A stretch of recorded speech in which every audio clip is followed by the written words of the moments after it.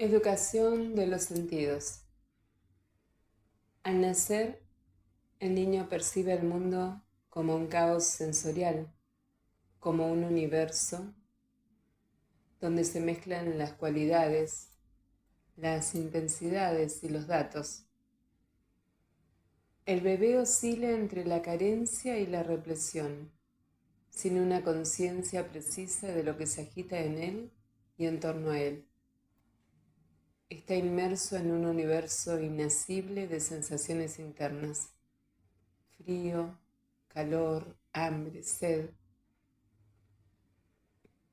sensaciones de olores, el de la madre sobre todo, de sonidos, las palabras, los ruidos que lo rodean, de formas visuales imprecisas, etc. Al cabo de semanas y meses, lentamente todo ese magma se ordena en un universo comprensible, una cierta manera de ser cargado, nombrado, tocado, de sentir los mismos olores, de ver los mismos rostros, de escuchar las voces o los ruidos de su entorno, llevan al niño a un mundo de significados. Lo sensorial se convierte en un universo de sentido donde el niño construye sus referencias, va más allá de sí mismo, se abre a una presencia sensible en el mundo. Sin duda que el primero de los sentidos en orden de aparición es el tacto, ya desde la etapa fetal, merced a los ritmos de desplazamiento, los movimientos. Luego, en el contacto corporal con la madre, el niño toma conciencia de sus limitaciones, de lo que es. El oído ya se encuentra presente desde la etapa intrauterina. El niño oye la voz de su madre, la música que ella escucha, filtradas a través de la placenta. Las impresiones táctiles o auditivas son las más antiguas. La vista interviene más adelante. La experiencia sensorial y perceptiva del mundo se instaura en la relación recíproca entre el sujeto y su entorno humano y ecológico.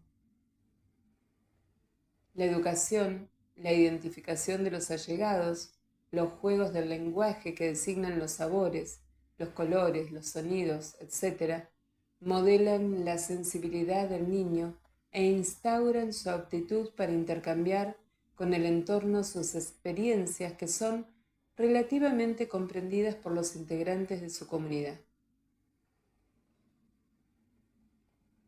La experiencia perceptiva de un grupo se modula a través de los intercambios con los demás y con la singularidad de una relación con el acontecimiento. Discusiones, aprendizajes específicos, modifican o afinan percepciones nunca fijadas para la eternidad, sino siempre abiertas a las experiencias de los individuos y vinculadas con una relación presente con el mundo. En el origen de toda existencia humana, el otro es la condición para el sentido, es decir, el fundamento.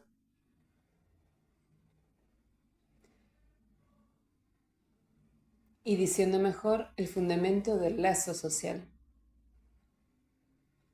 Un mundo sin los demás es un mundo sin lazo, destinado al no sentido. El conocimiento sensible se amplía incesantemente mediante la experiencia acumulada o el aprendizaje. Algunos trabajos demuestran la modelización cultural de los sentidos.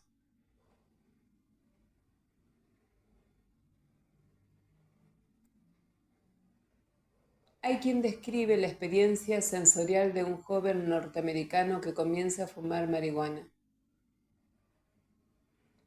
Si no se cansa y mantiene la docilidad, un aprendizaje lo lleva a correr poco a poco sus percepciones hacia las expectativas del grupo, otorgándole la sensación gratificante de ajustarse a lo que conviene experimentar para pertenecer de pleno derecho al grupo de fumadores.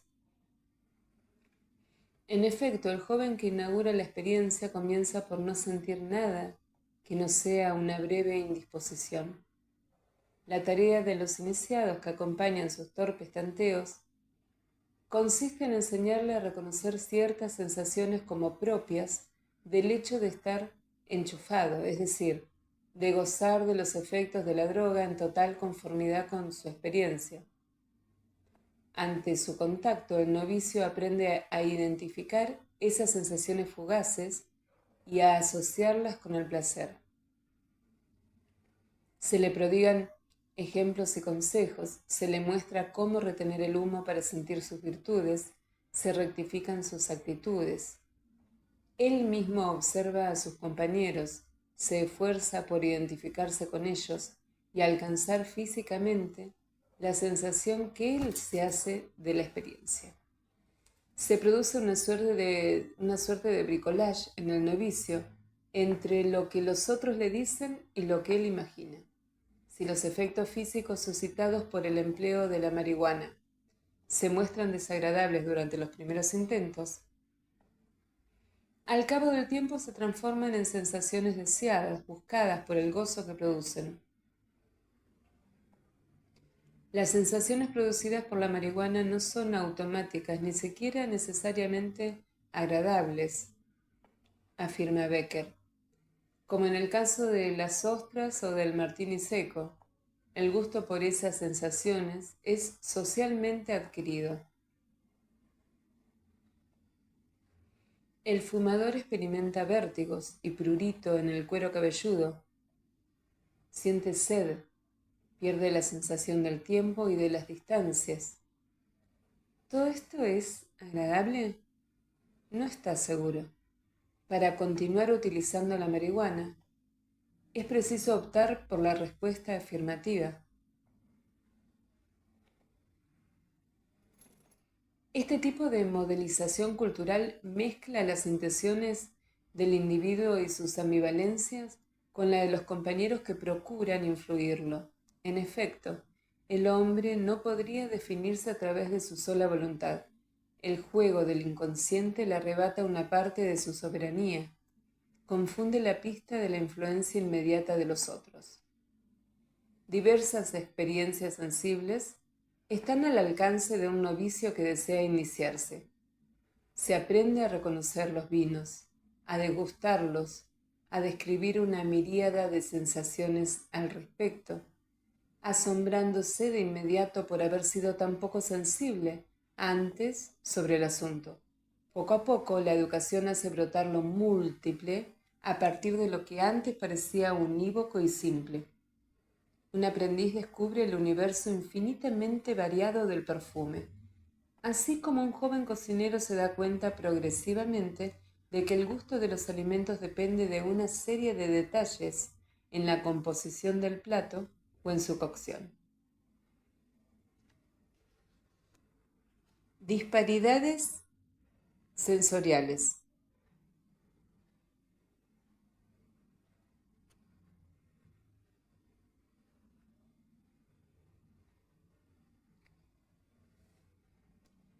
En un pueblo de la costa del Perú, un chamán celebra un ritual terapéutico en un paciente cuya alma se encuentra perturbada por espíritus hostiles.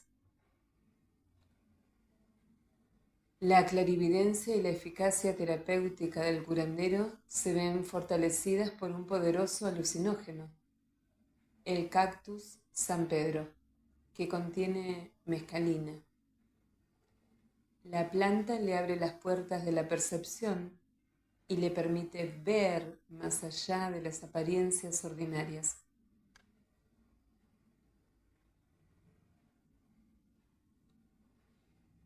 Él describe sus efectos, destacando ante todo el leve embotamiento que se apodera del que lo consume.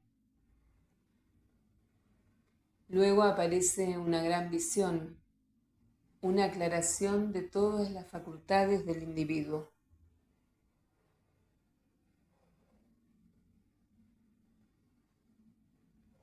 Entonces sobreviene el despegue, una fuerza de visión que integra todos los sentidos: la vista, el oído, el olfato, el tacto, el gusto, incluido el sexto sentido, el sentido telepático, que permite propulsarse a través del tiempo, del espacio y de la materia. El San Pedro desarrolla el poder de la percepción en el sentido de que si se quiere percibir algún objeto muy alejado, un objeto poderoso o una fuente de enfermedad, por ejemplo, se lo puede ver con claridad y actuar sobre él. Las visiones del chamán son el testimonio de un largo aprendizaje junto a sus antepasados en diferentes regiones del Perú.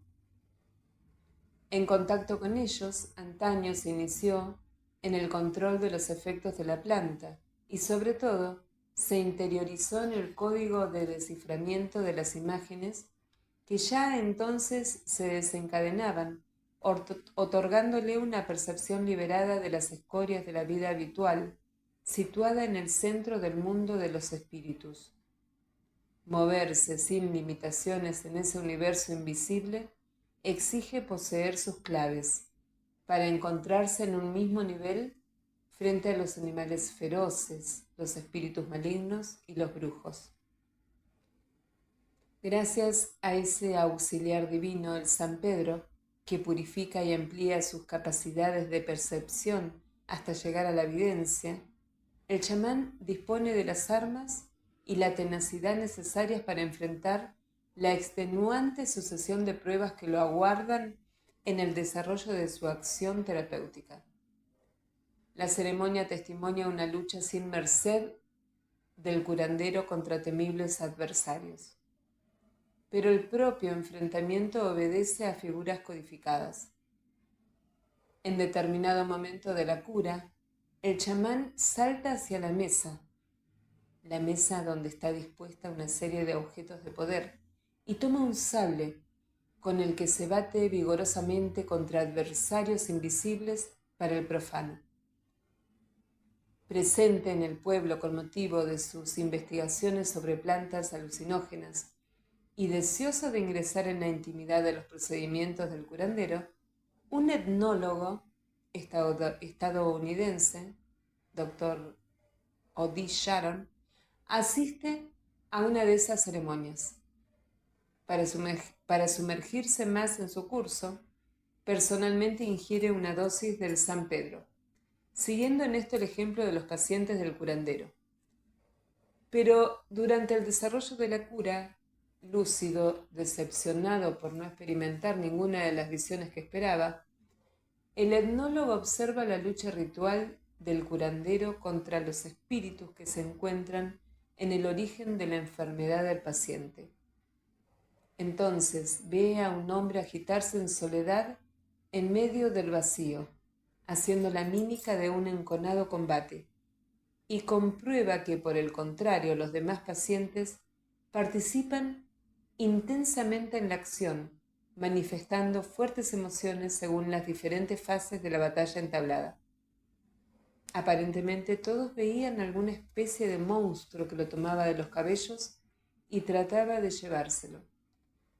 Los comentarios de los participantes y su evidente terror me convencieron bastante de que todos, excepto yo, tenían la misma percepción al mismo tiempo. El observador extranjero permanece al margen. Ninguna visión en particular viene a solicitarlo a pesar de sus deseos. No ve al monstruo que enfrenta al curandero ante la aterrorizada mirada de los asistentes. Permanece fuera de esa emoción que consolida al grupo, insensible a la efervescencia colectiva. Al extraer sus representaciones de otras fuentes, el investigador estadounidense no puede abrir sus sentidos a imágenes que carecen para él del correspondiente anclaje cultural. Sin duda, al cabo de su iniciación llegará a apropiarse de ellas, pero aún es demasiado novicio en la materia. A la inversa, las visiones que atraviesan a aquellos hombres y que para ellos tienen las cualidades de lo real, arraigan en un yacimiento de imágenes culturales. Por la experiencia de esas curas, aprendieron a dar una forma y un significado precisos a ciertas sensaciones provocadas por el empleo del San Pedro. Los gestos del chamán van a injertarse en esas formas y significados y acompañan esas visiones cuya convergencia es fortalecida por el grupo. Para gozar de los efectos de la droga, para agregarle imágenes precisas y coherentes con los episodios de la ceremonia, es preciso que esos hombres hayan aprendido a descifrar sus sensaciones vinculándolas con un sistema simbólico particular. Es el código que justamente Sharon desea conseguir al cabo de su iniciación. El chamán se alimenta del fervor suscitado por su compromiso. Está sostenido por la emoción colectiva que ha elaborado como si fuera un artesano. Pero ese clima afectivo que suelda a la comunidad no es una naturaleza, no es provocado por un proceso fisiológico inherente a las propiedades químicas de la droga. La emoción no es lo primero, sino lo segundo. Es un proceso simbólico, es decir, un aprendizaje que se corporiza, que lleva a los integrantes de la comunidad a identificar los actos del chamán y a reconocer el detalle de las peripecias de su lucha contra los espíritus. El escritor griego Nikos Kazantzakis, siendo niño, se encuentra con su padre en Megalocastro, en Creta. El príncipe Jorge acaba de tomar posesión de la isla en nombre de Grecia. El alborozo se apodera de los habitantes. El hombre lleva a su hijo hasta el cementerio y se detiene ante una tumba. Mi padre se quitó el pañuelo de la cabeza y se inclinó hasta tocar la tierra. Con sus uñas rajuñó el suelo, hizo un agujerito en forma de embudo, apoyó en él la boca y gritó 3 veces. Padre, vino, padre, vino, padre, vino. Su voz no dejaba de alzarse, rugía. Extrajo del bolsillo una pequeña petaca con vino y lo fue vertiendo gota a gota en el hoyo, esperando todas las veces que se sumergiera, que la tierra lo bebiera. Luego se incorporó de un salto, hizo el signo de la cruz y me miró. Su mirada resplandecía. ¿Escuchaste?, me dijo con voz enronquecida por la emoción. ¿Escuchaste? Yo no hablaba, no había escuchado nada. ¿No escuchaste?, gritó colérico mi padre. Sus huesos crujieron. En 1976, en el pueblo de Meana, en Níger, Stoller acompaña a un curandero zonga y a la cabecera de un hombre víctima de un hechizo y enfermo que sufría de náuseas y diarrea y que se encontraba muy debilitado. Un hechicero, identificado como una figura conocida de la cultura songhai, se había apoderado de su doble y se lo devoraba tranquilamente. Sus fuerzas vitales se agotaban. La tarea consistía en encontrar al doble para impedir que el hombre muriera. El curandero prepara un remedio insistiendo en los sitios de contacto entre el cuerpo y el mundo. Las orejas, la boca y la nariz. Llevando de la mano a Stoller, de inmediato se entrega a la búsqueda del doble por los alrededores del pueblo. El curandero escala una duna donde se encuentra un montón de mijo. Lo examina con cuidado y de pronto exclama «¡Wow, wow, wow, wow!», golpeando suavemente su boca con la palma de la mano. Se vuelve hacia el etnólogo. ¿Escuchó? «¿Sí escuché qué?», le respondí sorprendido. ¿Sintió el olor? ¿Sentir qué?, le pregunté. ¿Vio? ¿De qué me está hablando?, volví a preguntarle. El curandero se muestra decepcionado de que su acompañante no haya visto, no haya olido, no haya escuchado nada. Se vuelve hacia él y le dice: «Usted mira, pero no ve nada. Usted toca, pero no siente nada. Usted escucha, pero no oye nada. Sin la vista o el tacto, se puede aprender mucho, pero usted debe aprender a escuchar o no llegará a saber gran cosa sobre nosotros. Stoller. A través de estos ejemplos tomados de situaciones y culturas muy diferentes, se puede ver cómo el mundo y el hombre se engarzan gracias a un sistema de signos que regula su comunicación. Los sentidos no son solo una interiorización del mundo en el hombre, son una irrigación de sentido, es decir, una puesta en orden particular que organiza una multitud de datos.